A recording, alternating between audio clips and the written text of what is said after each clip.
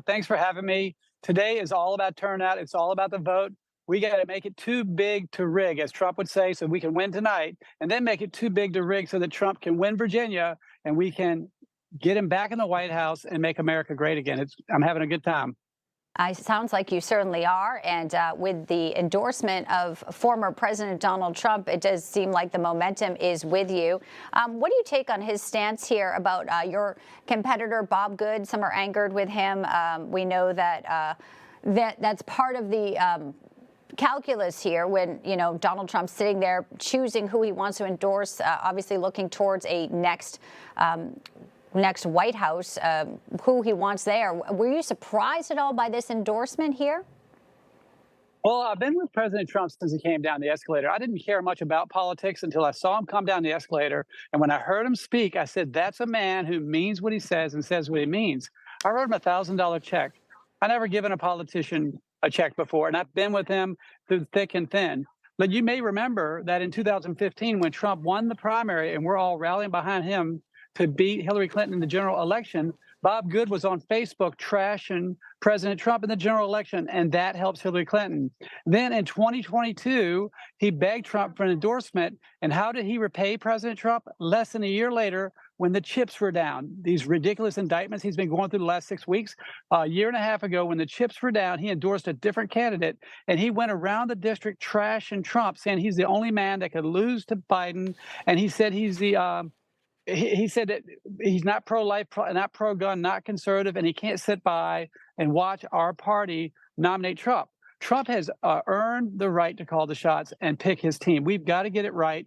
This November, it's our last chance. Our country's in big trouble. Now, my opponent, go ahead.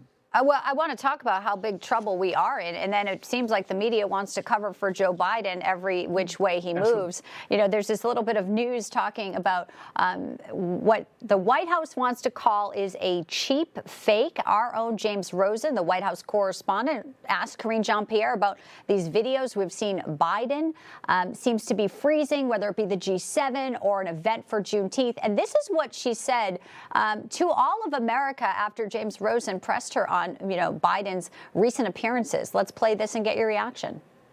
American voters who are telling pollsters repeatedly for years now that they have serious concerns about this president's cognitive fitness are being misled by cheap fake videos? Is that I'm saying that there have been, in recent weeks, there have been cheap fakes videos that have been fact-checked. They've been fact-checked by conservative media as well, to say that these videos are false. They're purposefully being altered. It's not just videos. It's when Biden speaks. Many are worried whether he's falling asleep. It looks like in some places, behind closed doors, even some Democrats have admitted that. What a disservice to American voters is happening when you have words like that being spoken by Karine Jean-Pierre in such an important election, as you just pointed out, Mr. McGuire. We are in big trouble. As a veteran, as a Navy SEAL, my number one priority is protection at the local, state, federal level. And I dare say that under this Marxist, America Last Biden administration, the whole world is less safe. You would not have had those wars around the world with Trump in office. We had zero. Every president in my lifetime said they're going to have a peace treaty in the Middle East. They got zero. Trump got 2. We talk about the open border, the fentanyl. In this district, Campbell County, a 33-year-old illegal alien let out of jail 4 times, just raped a 14-year-old girl. That's on Biden's hands. The solution to all these problems, is to get President Trump back in the White House. Now, I have the highest award for conservatism in Virginia, the limited government award. I'm pro-gun, pro-life, Christian conservative. The difference between me and my opponent is I have been loyal to President Trump since day one. I know how to build a team. I know how to lead. I know how to win. And I get things done. He's never passed a bill. He's never passed an amendment. And he shrunk our party at the local, state, and federal level.